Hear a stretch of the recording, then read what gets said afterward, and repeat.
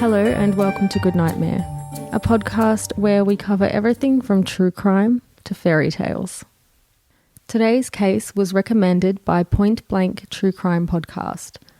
I personally recommend this podcast. It's one of my favourite Aussie staples, so be sure to head over and check it out once you're finished here. The Wonnangatta Station murders occurred in 1917 in East Gippsland, Victoria, Australia.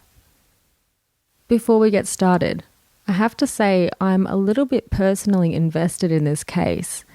The Australian side of my family shares a name with the victim. In fact, the victim lived in the same area as my family and was here around the same time. We don't have a full family tree for that side, so there's no way of knowing whether it's a distant relation or coincidence. Most likely the latter. But it does give me an idea of how my family might have lived during those same years, which is something that I haven't really had before. Jim Barclay was employed at Wonnangatta Station as manager in 1916. He was a widower whose wife had died of tuberculosis and father of a newborn who he sent to live with and be raised by some of his family members. Barclay was often alone at the station, occasionally receiving visitors who were passing stockmen or mail couriers. He was well known about town as a friendly and well-liked man. In December 1917, Barclay hired John Bamford as a cook and a station hand. Bamford had a reputation in town for being short-tempered and suspicious. It was rumoured that he had strangled his own wife, though these allegations lacked any solid evidence. John was in his late 50s when he came to work with Barclay. Previous to this, he had lived at Black Snake Creek for 20 years. There were little to no records of the relationship between Barclay and Bamford, though stockman Alan King, who had witnessed the relationship for himself, stated that they seemed to get along, though they had only known each other for a short time. Both Barclay and Bamford were last seen alive in late December 1917. They had travelled together to Talbotville to cast their vote in a referendum held by the government to decide whether conscription should be introduced to Australia. It's not known whether they voted for or against, though it is recorded that they both voted the same way. On December 21, around 10 a.m, the pair left Talbotsville to return to Wonnangatta.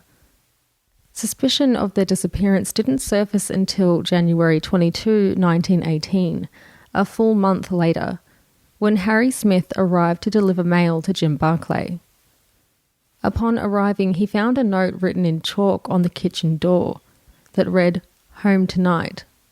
No one was at the station when Harry arrived, and when still no one had appeared after 2 nights, Smith left to return to Eaglevale on January 24. Smith returned to the station on the 14th of February and discovered that the station was still empty. The mail he'd previously delivered was undisturbed and in the same place that he'd left it. While on the property, Smith discovered Barclay's favourite dog, Baron. The dog was starving and neglected and obviously left uncared for. He searched the property himself but found no evidence of Barclay and so left for Dargo, where he alerted Arthur Phillip and Jeffrey Ritchie. On the 23rd of February 1918, Phillips and a stockman named Jack Jebb headed out for Wonnangatta to begin a search for the missing station master. The search was, in a sense, a successful one. The body of a man was discovered along Conglomerate Creek. It was badly decomposed and had likely been taken to by wild animals, such as foxes, in the area. On the body was found a belt and a tobacco pouch, which Harry Smith was able to identify as belonging to Jim Barclay, and so the body was identified as such. Phillips returned to town to notify police that there had been a murder. Detective Alex McCarroll and Constable Ryan were dispatched from Melbourne to investigate the crime. they set out across the Great Dividing Range to collect Barclay's body for post-mortem analysis. The police allegedly stopped that night at Barclay Station for a meal before returning with the body, and it's reported that they found strychnine in the pepper container in Barclay's kitchen. An unusual find if true, but not necessarily tied to the murder. A shotgun was discovered in Barclay's room at the station. It was found to have been recently fired.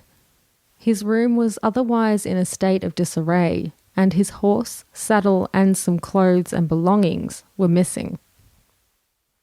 In post-mortem, Barclay was determined to have died from a shot to the back. He'd been dead several weeks before discovery, having been buried in a shallow grave originally, and then affected by weather and wild animals.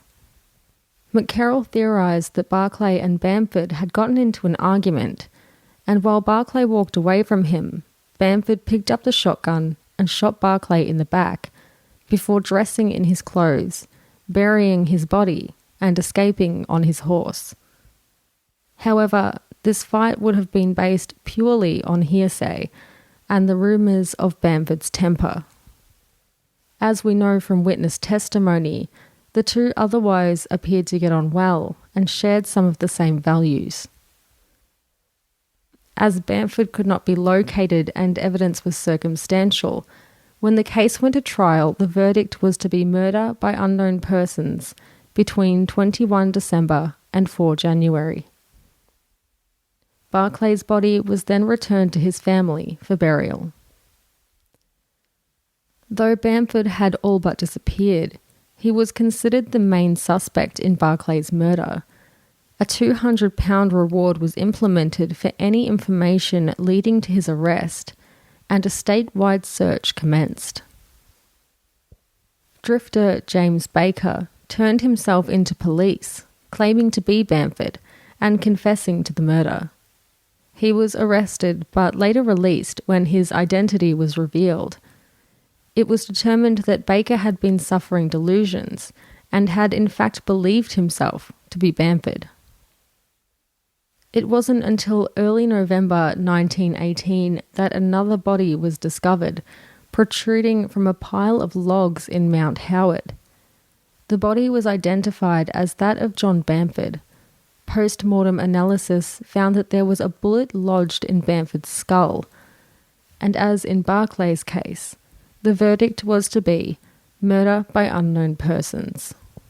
Harry Smith, our mail courier, was also suspected in the murders, as he'd been present at both discoveries, and had been the one to raise the alarm about the missing men in the first place. This didn't stick, however, as there was no evidence against him and this theory was purely circumstantial. It was also put forward that Bamford and Barclay may have been attacked by stock thieves, though it was determined this was unlikely as the only missing stock was Barclay's horse, which was later discovered wandering, unsaddled and unbridled, in the wild. Locals at the time were reluctant to discuss the case and simply wished to move on. In fact, Barclay's own son Jim was interviewed by Mortimer Wallace and said, "It was all a long time ago, and both the murderers are long since dead. I can't see anything to be gained now. It's all best left forgotten."